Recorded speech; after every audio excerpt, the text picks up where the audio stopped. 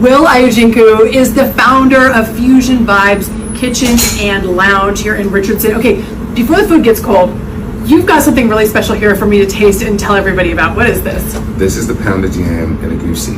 Okay, and you were just teaching me how to experience it. I've not had it before, so take us through it. All right, so the only way you can eat this is you gotta use your hands. So you're gonna scoop it. Okay. Just think about how you're gonna dip the naturals into a dip. We're doing like you gotta dip it in, get the sauce, and is just so good. make sure it doesn't drop in your clothes. I mean, it's fine. It's worth it. This looks amazing. All right.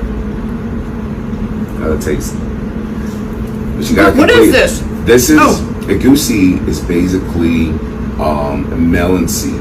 It's granulated and it's mixed with red bell pepper, onions, and tomatoes, and stir fried in a soup form. It's a nice amount of spice. You said I need to finish it. What did I miss something? Fingers. Oh, okay. Okay, here we go. I've never done that on camera. Absolutely. Okay, what else do we have out here? This is quite the spread. Absolutely. So what we got, lamb chop. This is a jerk lamb chop in grits, and this is our famous jerk chicken, and also we have one of the best oxtail in the city of Dallas. That's what I've been hearing about. Yes, this is the Jamaican oxtail with pasta, and this is the popular Nigerian dish, jollof rice and stew beef.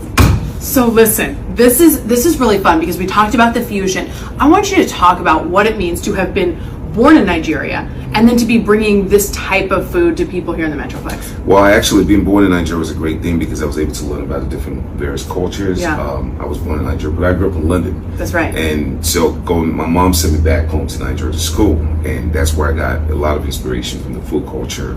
And also growing up in London, grew up with a lot of Caribbean and a lot of Jamaicans, and that's where the inspiration came from. And it came from your mom. Talk Absolutely. really quickly about that relationship with your mom because it is so sweet.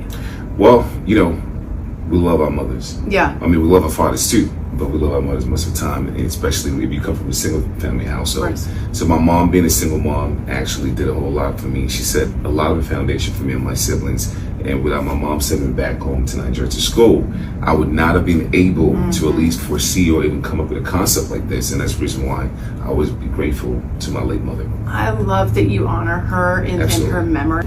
So it's a split concept. You've got a couple of different businesses going on here. Take us through that. So the interesting thing about Fusion Vibes Lounges is we have a restaurant next door and we serve Nigerian and Jamaican food. Next door we have a lounge and we serve brunch on Saturdays and Sundays. And we also have a nightlife activities. We serve bar foods and so forth.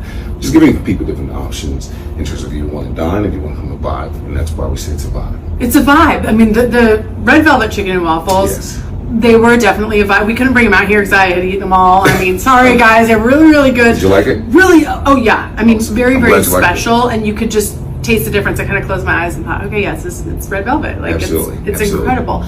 Now, when you think about your background and your history and your, coming up as a young entrepreneur, I would love for you to share some inspiration and motivation for people who are really in the thick of it. Well, the thing about, me as an entrepreneur is I've been in business for like 20 years now. And it's always a challenge when you first start. The biggest challenge is the fear of the unknown.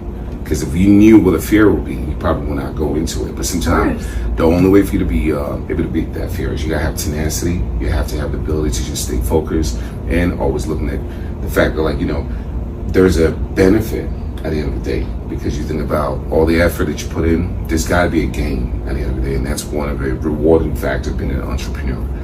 Because the last thing you want to do is invest, and then of course you're not making any money out of it. And so the journey has been a very, very, very great journey, and it never stops there. When you're an entrepreneur, you're always forever going to be one. And you worked really hard in this business too. I mean, you were telling me there was a year where you were in the kitchen yourself, right?